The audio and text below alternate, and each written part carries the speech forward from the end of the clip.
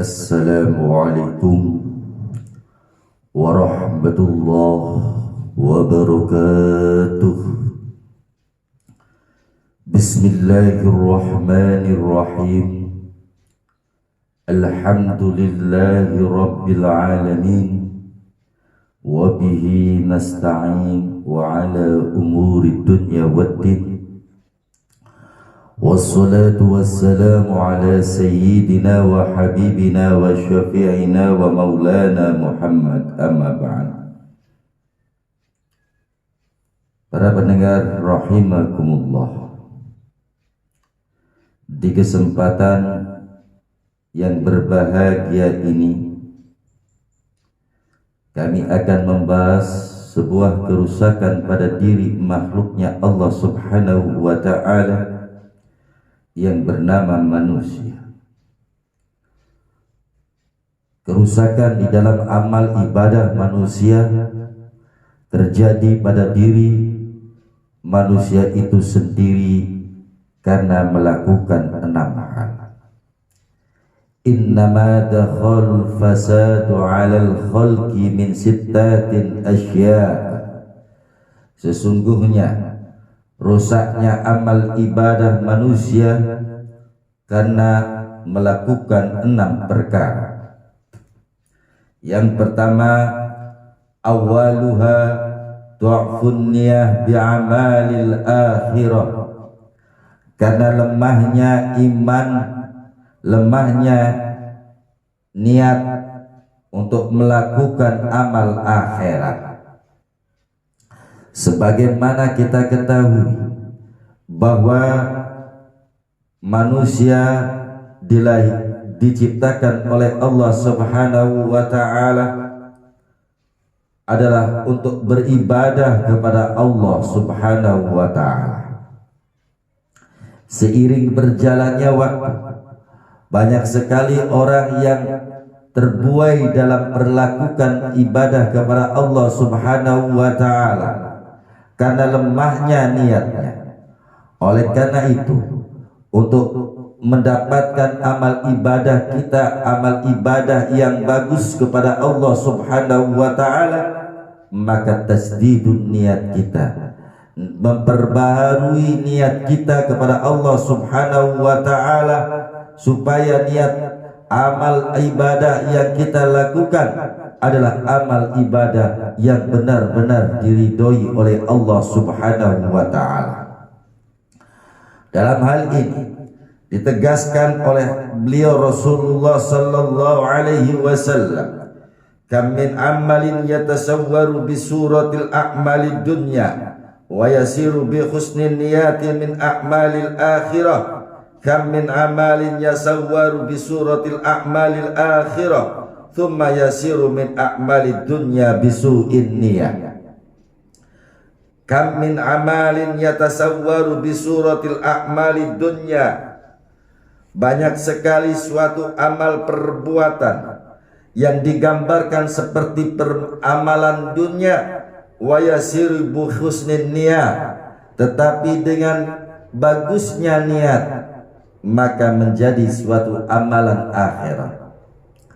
Kita lihat di suatu saat banyak sekali manusia yang melakukan pekerjaan. Kalau pekerjaan tersebut diniati untuk menafkahi anak istrinya, maka kelihatannya itu adalah perbuatan dunia, tetapi dihitung perbuatan akhirat. Kenapa dihitung perbuatan akhirat? Karena dihitung perbuatan akhirat karena dia melakukan amal ibadah. Apa ibadahnya? Yaitu menafkahi anak istrinya. Kam min amalin yatasawwaru bisuril a'malil akhirah. Banyak sekali perbuatan amal perbuatan manusia yang menggambarkan terhadap perbuatan akhirat.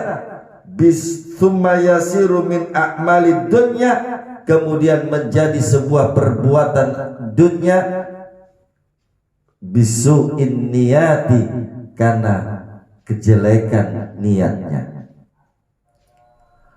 Banyak sekali orang yang melakukan amal akhirat tetapi dihitungnya adalah perbuatan dunia.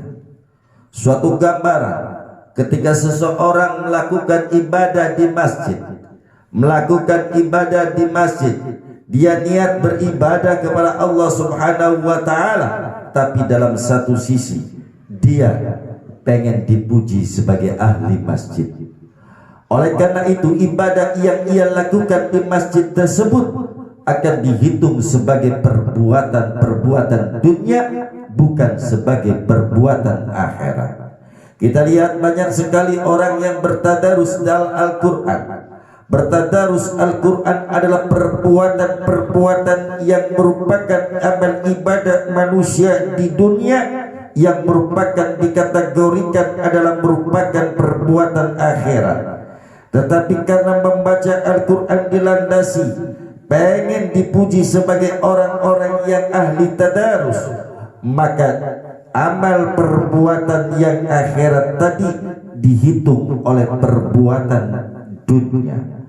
Oleh karena itu, mari dalam melaksanakan amal ibadah kita kepada Allah Subhanahu wa ta'ala, maka yang diperlukan di dalam diri kita adalah kembali kepada konsentrasi niat kita beribadah kepada Allah Subhanahu wa ta'ala, lillahi ta'ala. Sebuah keikhlasan dalam amal kita kepada Allah Subhanahu wa ta'ala mari kita tanamkan di dalam diri kita. Agar apa? Agar amal ibadah yang kita lakukan di dunia terhitung adalah amalan akhirat. Orang yang hidup di dunia adalah suatu amalan yang ia lakukan di dunia adalah untuk perbuatan akhirat nanti, untuk tanduran beliau ketika berada di akhirat nanti. Oleh karena itu, ayo kualitas ibadah kita kepada Allah Subhanahu wa ta'ala ditentukan oleh niat kita ikhlas, khalisin nawa kita. Niat ikhlas kita beribadah kepada Allah Subhanahu wa ta'ala, maka itulah yang akan menjadikan nilai ibadah kita benar-benar ibadah yang dimuliakan oleh Allah Subhanahu wa ta'ala. Oleh karena itu, lemahnya amal ibadah makhluk di dunia ini adalah karena lemahnya niat beribadah kepada Allah Subhanahu wa ta'ala. Hilangkan sifat hasud, hilangkan sifat riya di dalam beribadah kepada Allah Subhanahu wa ta'ala. Ayo kita kembali menata ibadah kita. Kita kembali tata ibadah kita dengan khalisin nawa, dengan niat yang sebenar-benarnya, agar amal ibadah kita dilakukan di dunia ini akan mendapatkan nilai-nilai ridho ilahi. Wasani sarat abdanuhum ruhbatun bisahwatihim. Yang kedua adalah seluruh badannya cinta terhadap syahwat yang ia lakukan. Sebagaimana kita ketahui bahwa nafsu manusia diciptakan di alam dunia, diciptakan sebelum diciptakan oleh Allah Subhanahu wa ta'ala, maka nafsu ditanya oleh Allah, hai nafsu, siapa saya dan siapa kamu? Lalu apa jawaban nafsu? Kamu ya kamu, saya ya saya. Begitu songongnya nafsu, tidak punya etika sama sekali. Tetapi ketika nafsu itu sendiri tidak dikasih makan oleh Allah Subhanahu wa ta'ala, maka akhlak nafsu tersebut kemudian ada. Saya adalah makhlukmu ya Allah Subhanahu wa ta'ala. Oleh karena itu, as-sa'adah kulluha fi ayyam likar rajulu nafsahu wa syaqwa fi an tamlikahu nafsahu alaih. Oleh karena itu, keberuntungan itu dimiliki bagi orang-orang yang mampu menahan hawa nafsunya, dan kecelakaan diberikan kepada orang-orang yang tidak bisa menahan nafsunya. Oleh karena itu,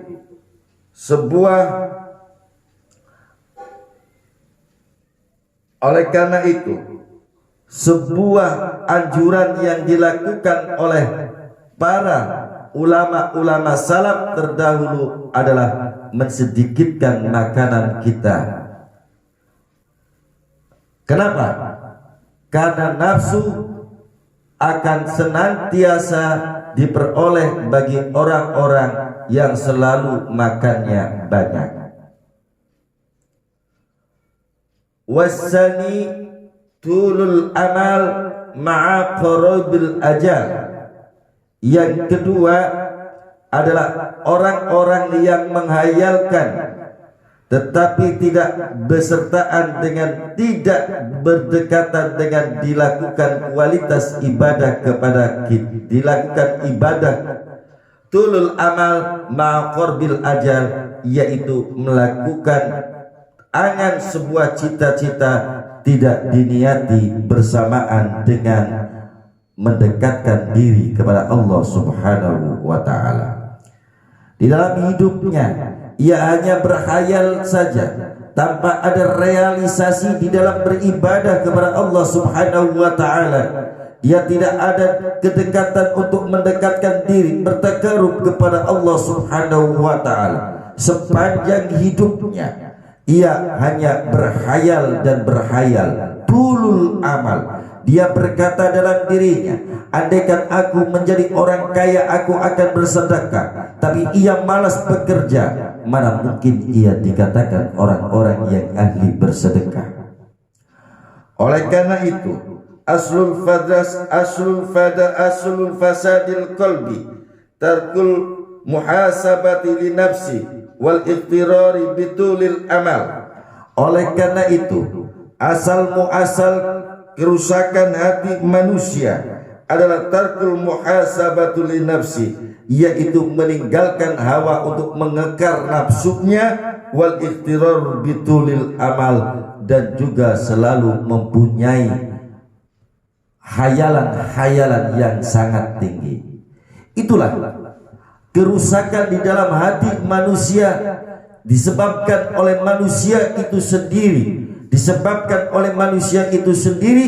karena mereka selalu tulul amal, tidak mampu untuk menjaga emosinya, dan juga suka berkhayal, tidak dibarengi dengan realita beribadah kepada Allah Subhanahu wa ta'ala. Itulah asal muasal pokoknya kerusakan hati manusia. Ketika hati manusia tersebut itu sudah rusak, maka akan menyebabkan perilaku manusia, perilaku yang rusak, jauh dari norma-norma beribadah kepada Allah Subhanahu wa ta'ala. Ma'asyiral muslimin rahimakumullah. Warrabi'u athiru ridul makhlukin ala ridul khaliq. Yang keempat adalah mengharapkan pujian dari makhluknya Allah, mengesampingkan pujian dari Allah Subhanahu wa ta'ala. Apa yang ia lakukan di dunia, amal ibadah yang ia lakukan di dunia adalah bukan karena mengharapkan ridha Allah Subhanahu wa ta'ala, tetapi amal yang ia lakukan agar dipuji oleh manusia. Kebanyakan manusia adalah suatu amalan ibadah yang ia lakukan ini adalah amalan yang pengen dipuji oleh manusia. Sebagaimana kita ketahui bahwasanya makhluk yang bernama manusia ini pengen kelihatan di dalam suatu amalan ibadah yang ia lakukan di dunia adalah menonjol di antara manusia-manusia yang lainnya. Kenapa ingin menonjol di antara manusia-manusia yang lainnya? Karena pengen amal ibadahnya dipandang sebagai ahli ibadah oleh manusia yang lainnya, tetapi mengesampingkan ia pengen mendapatkan ridho Allah Subhanahu wa ta'ala. Oleh karena itu, Ketika di dalam hati manusia sudah tertanam sifat seperti ini, pengen dipuji manusia tapi tidak pengen dipuji oleh Allah Subhanahu wa ta'ala, maka yang terjadi adalah kerusakan mereka di dalam beribadah kepada Allah Subhanahu wa ta'ala. Wal khamis ittiba'u ahwa'ahum wa nablu sunnata nabiyahum wa ra'a zuhurihim.